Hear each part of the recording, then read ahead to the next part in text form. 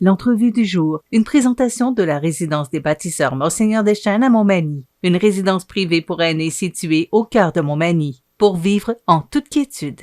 La résidence des bâtisseurs Monseigneur Deschênes à Montmagny, une résidence privée pour aînés située au cœur de Montmagny. Personnel compétent, service 24 heures sur 24, infirmière, entrée sécuritaire contrôlée et plus encore. La résidence des bâtisseurs Monseigneur Deschênes pour vivre en toute quiétude.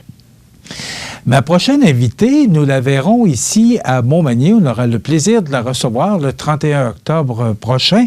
Madame Luce Dufault. Luce, bonjour. Bonjour. Vous permettez que je vous appelle Luce? Ben oui, j'espère. On peut se tutoyer aussi. On pourrait. Ça, OK. Je vais faire attention. Mais de vous appeler Luce et de vous appeler par votre prénom, ça me fait plaisir. D'abord, ça me fait plaisir de vous recevoir sur les ondes de CMA TV. Luce, qu'est-ce que vous avez fait pendant la pandémie?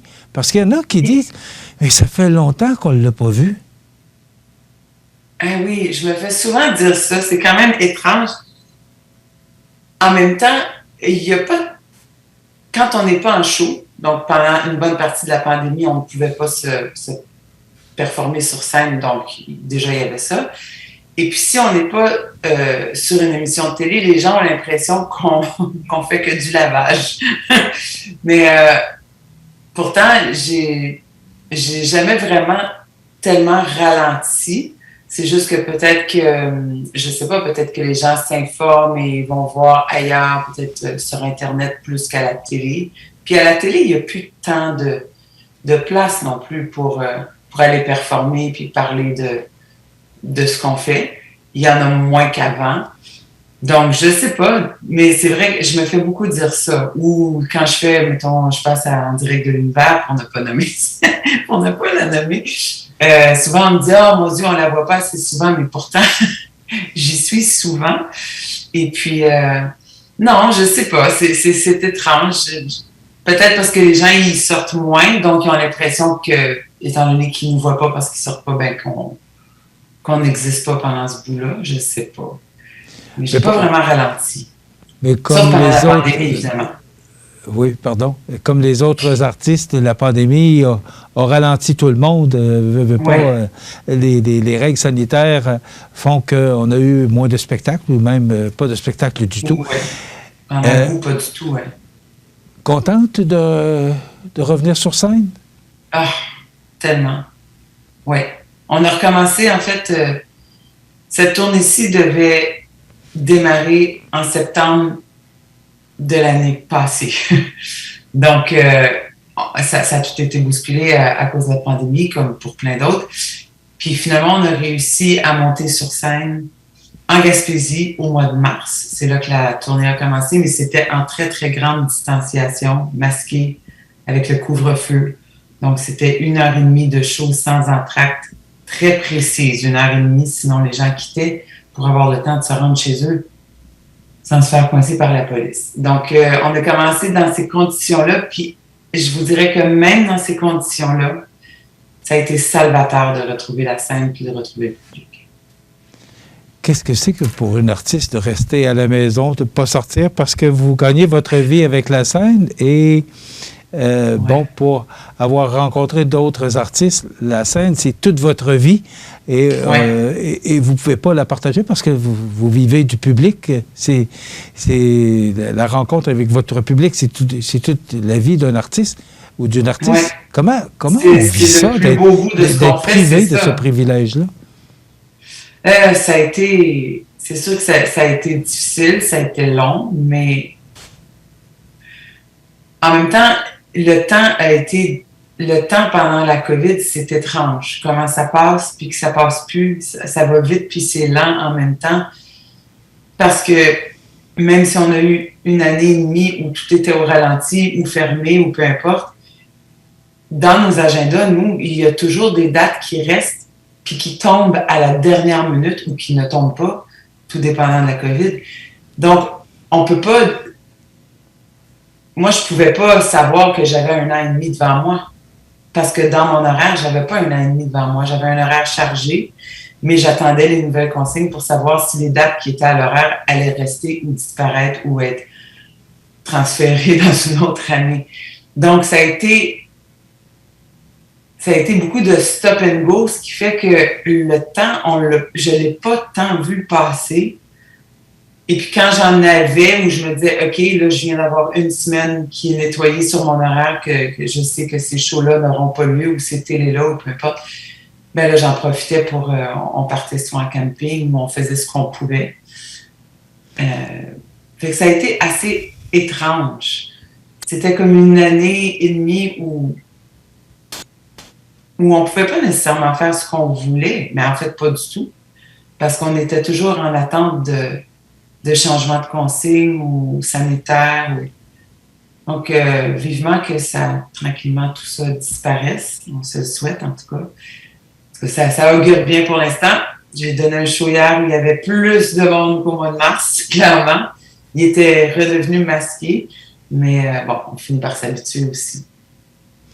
Vous entreprenez une grande tournée qui va vous mener dans plus d'une trentaine de villes.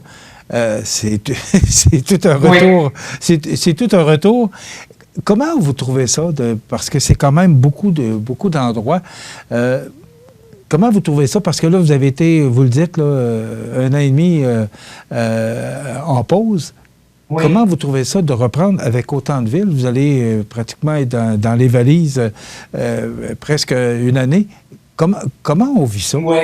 Est-ce que vous trouvez ça difficile de ne pas être à la maison? Pardon? Est-ce que vous trouvez ça difficile de ne pas être à la maison? Bien, moins qu'avant, parce que les enfants sont grands. C'est sûr que quand ils étaient plus jeunes, oui, ça me brisait le cœur de partir longtemps.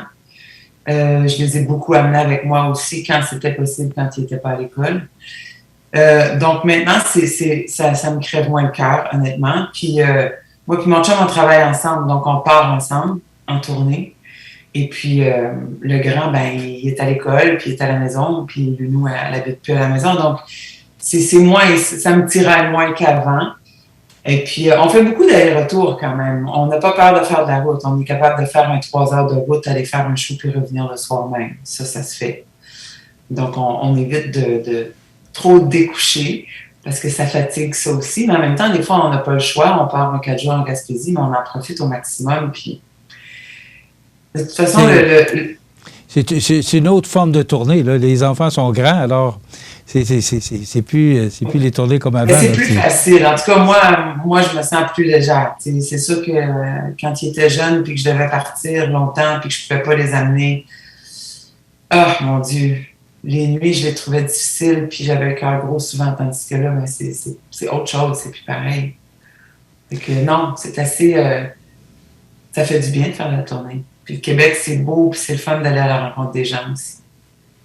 Luce, en avril 2021, vous avez lancé c'est votre nouvel et dernier album, c'est oui. Dire combien je t'aime. Oui.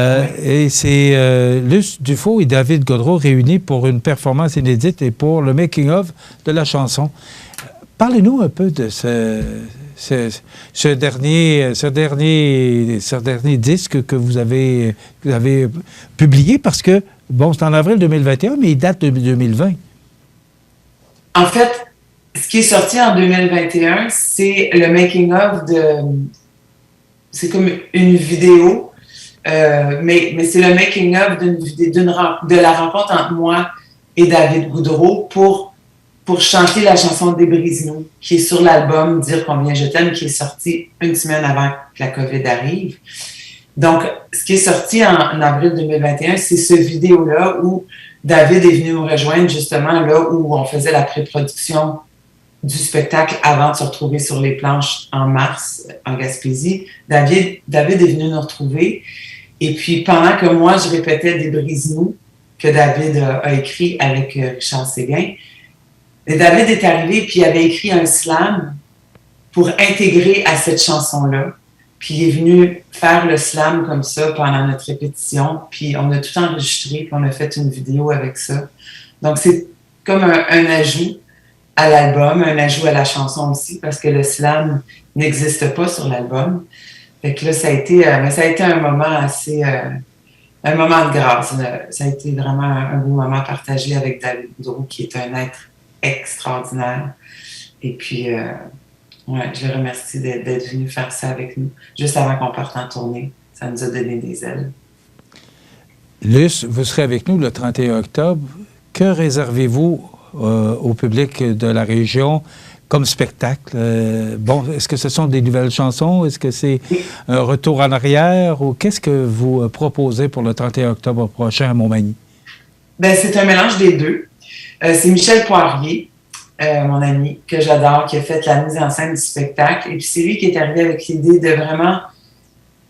Étant donné que j'ai attendu tellement longtemps avant de présenter l'album qui était prêt avant de le présenter sur scène, que là, il s'est dit « Fais-toi plaisir », puis chante-en le plus possible. Bon, mais sur l'album, il y a 14 chansons.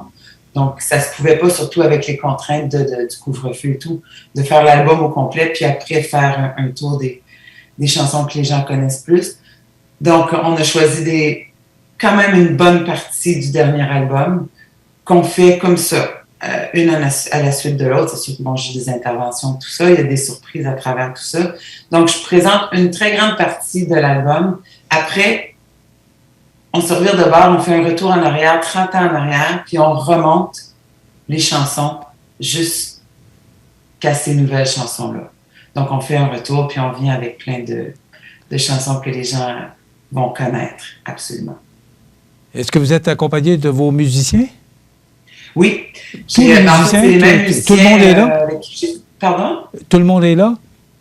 Oui, les mêmes musiciens qui ont joué sur l'album, c'est-à-dire Jean Garneau, Jean-Sébastien Fournier et puis Carl Surprenant, qui était avec moi en studio. On a fait l'album de façon assez live. Donc, c'est ma même gang que j'ai avec moi depuis 20 ans et un peu plus. Donc, ouais, c'est une belle gang. C'est comme de la famille. Et puis, cet album-là, on le fait ensemble. Donc, de le refaire comme ça sur scène, puis d'aller revisiter, parce qu'ils ont fait des super beaux arrangements des plus vieilles chansons, celles que vous connaissez. Ils ont été remaniés, ils ont été remipés. Ouais, ils ont de beaux habits. Fait qu'il y a des belles surprises. Luce, j'ai vu ce midi où il y avait la présentation avec Laurence Jalbert d'un spectacle de Noël avec plusieurs artistes dont vous faites partie. Oui. Et même, vous avez interprété un bout de chanson avec Laurence Jalbert. Oui. Racontez-nous, c'était en point de presse aujourd'hui, racontez-nous. Bien, c'est un show, en fait, c'est pas la première édition, c'est la première fois que je participe à une des éditions. C'est les productions Martin Leclerc qui...